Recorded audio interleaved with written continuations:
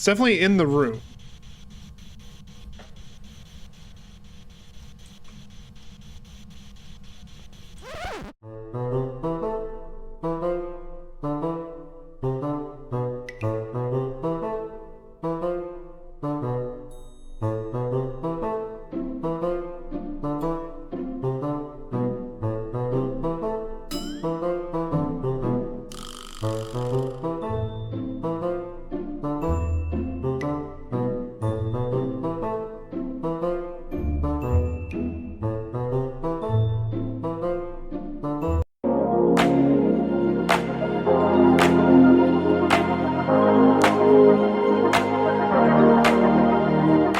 How's it going, ladies and gentlemen? This is Galhall Gaming. It has been a fucking while since we played this game, hasn't it, ladies and gentlemen? Yes, welcome back to Phasmophobia.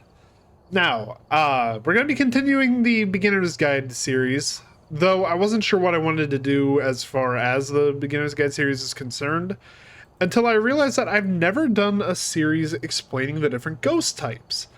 So what we're going to do here is I have an Excel sheet pulled up on the left-hand side of my screen here. So, we're going to go into just various hunts, and we're going to first identify what ghost it is. I'm going to be doing this in an amateur just so I don't end up having my tutorial interrupted. But we're going to see what type of ghost it is, and then once I know what type of ghost it is, I will give you guys tips on hunting that particular kind of ghost. Stuff to look out for, like unique signatures of that ghost, dangers if it does end up hunting, just stuff like that. But anyway, like I said, we have to identify the ghost first, so we will be right back.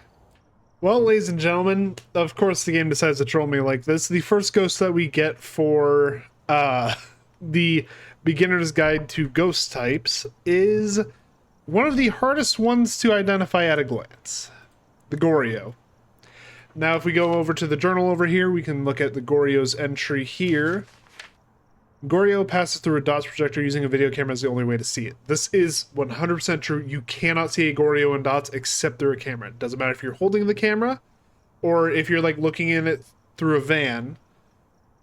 The only way you're ever going to get to see a Goryo is through some kind of camera. The weakness, they are very rarely seen far from their place of death. This basically means that a Goryo is far less likely to roam than other ghosts, so bear that in mind whenever you're hunting one of these things. But yeah, if I could get it... I know it was in its dots about just a second ago. The dots projector was the last piece of evidence I got on it. I want to show you guys what it looks like when the dots is the only thing that... I think lit a candle for us. I didn't do that. Yeah, let me close the door here a sec. You just chill here for a little bit. Hopefully we get it showing up on dots again. It's like a little kid from what I saw.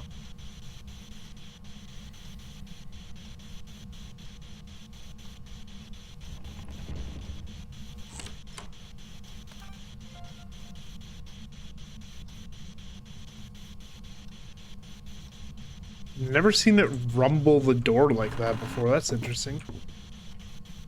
It's definitely in the room.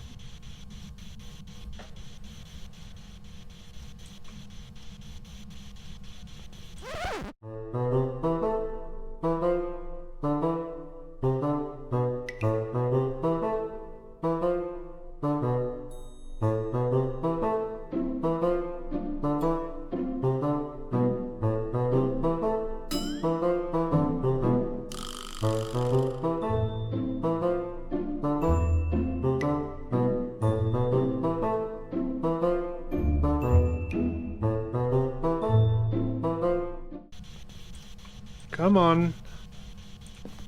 Don't be scared.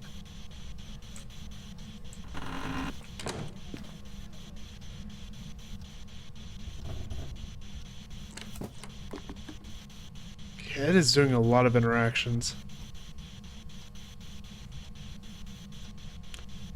Not showing up in dots, though.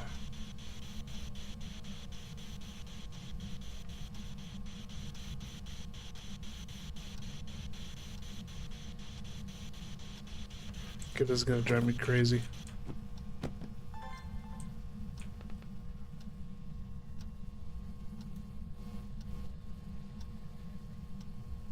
Come on, just show up in dots for me.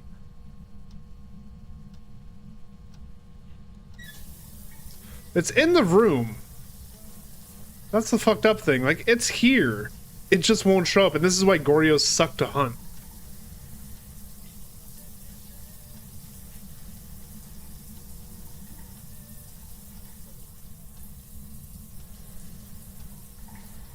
Because, like, every piece of a Goryos evidence is RNG based, because while we're waiting, I'll go over the pieces of evidence. There's EMF readings, which are, of course, RNG based. I believe if you have an EMF 5 ghost, about 25% of the time, they'll leave behind an EMF 5 signature. There is UV, which relies on the ghost interacting with something that leaves a UV print, whether it be knocking on windows or interacting with doors.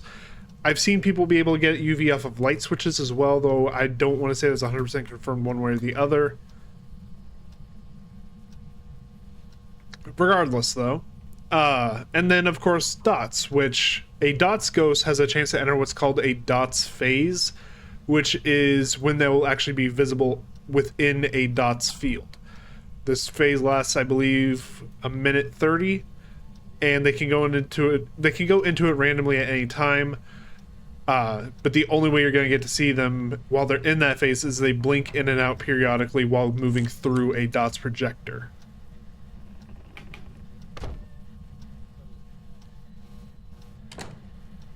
They definitely changed the game well since the last... They definitely changed the game quite a bit since the last time I played it. Used to be the ghosts didn't do, like, the rattling of the door before you got a chance to check it.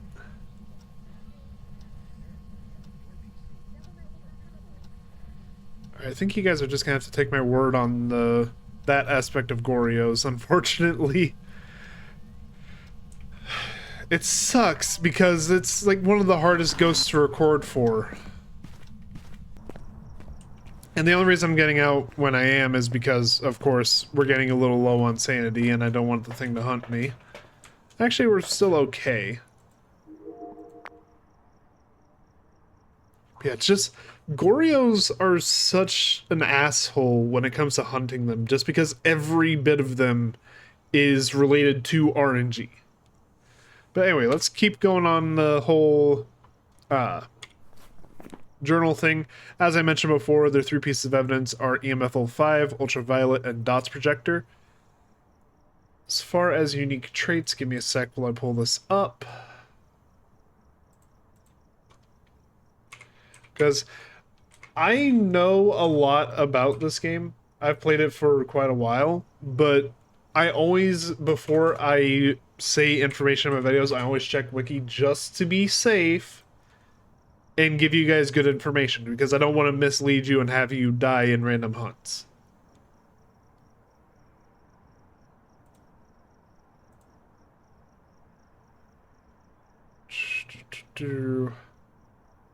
Yeah, the Goryo will not roam away from its favorite room as often as other ghosts and cannot change its favorite room in any difficulty.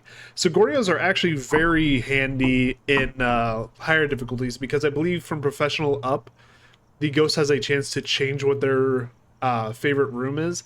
So if you've had a ghost that stays in the same location for a good 20-30 minutes in a hunt, that's your sign that you're probably dealing with a Goryo and you need to start looking at cameras for dots.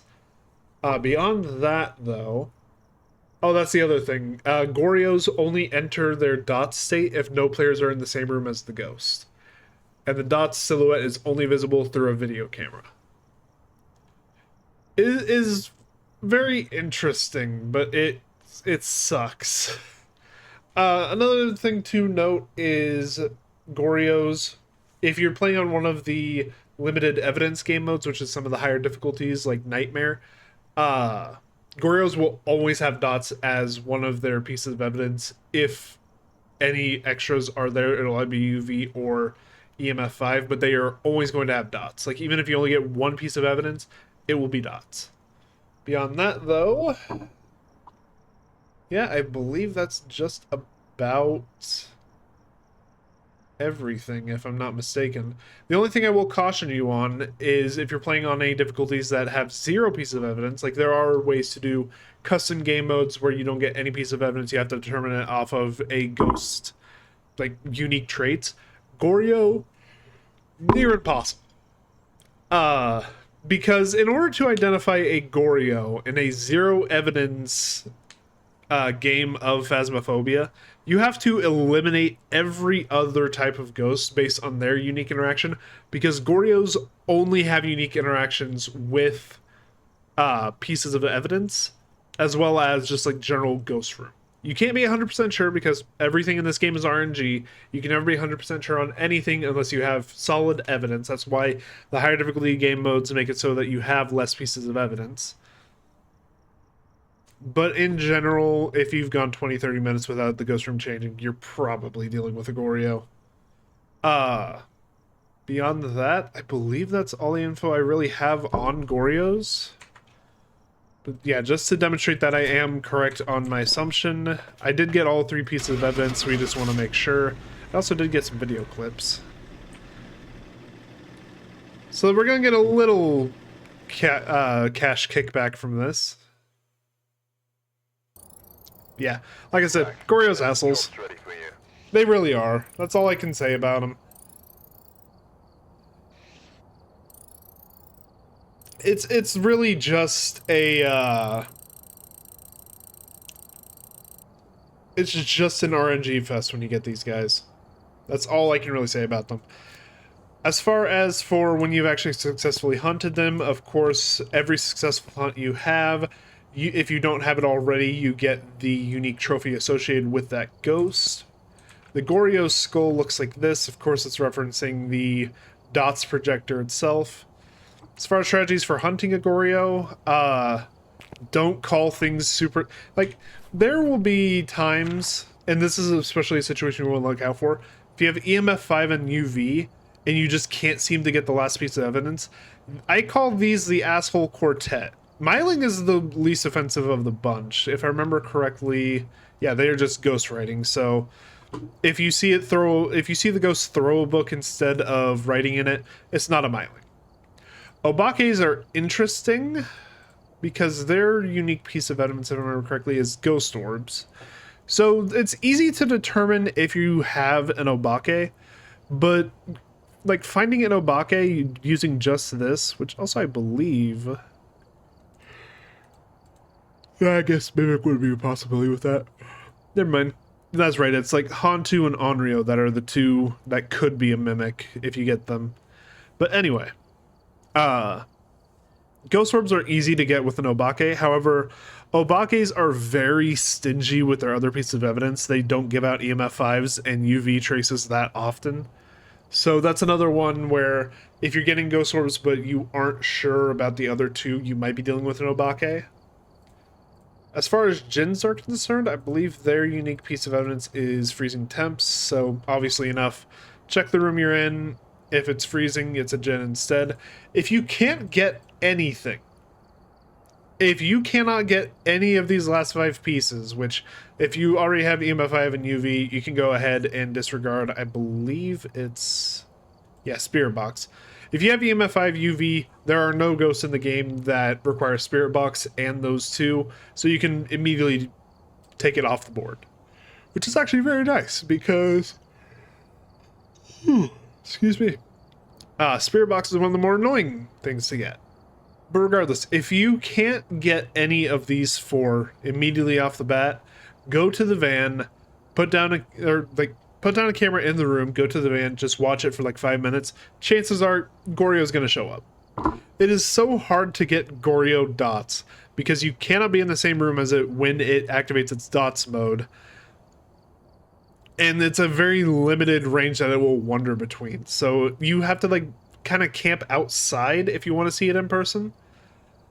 It's just a very odd situation, and it's why I hate hunting these things. Out of all the ghost types, I believe Goryo is my least favorite. Like even some of the like more threatening ghosts like demons, even Djinns, honestly, Djinns are kind of scary if you understand how their power works. Goryos are just annoying to hunt. The rest of them are fine. These assholes, they're such an RNG fest. But regardless, that is how you hunt a Goryo. You keep an eye out. if you can't get pieces of evidence after you've gotten the first two, and the first two are EMF5 and UV, check your cameras in the van. That would be the best way to go about it. Goryos will very rarely leave their assigned room. They cannot change their ghost room. So just bear that in mind as you're hunting, and yeah, just keep an eye out for all of that. Regardless though, that is going to be the end of today's episode of Beginner's Guide to Phasmophobia. If you guys enjoyed it, please leave a like, leave a comment, subscribe. Go check out some of my other videos. I have a ton of content on Phasmophobia, as well as various other horror games. I've been playing Phasmophobia multiplayer with some of my friends. We've also been playing GTFO. I have a solo playthrough of Alien Isolation if you're interested in that. But beyond that, thank you guys all so much for watching this one, and have a good day.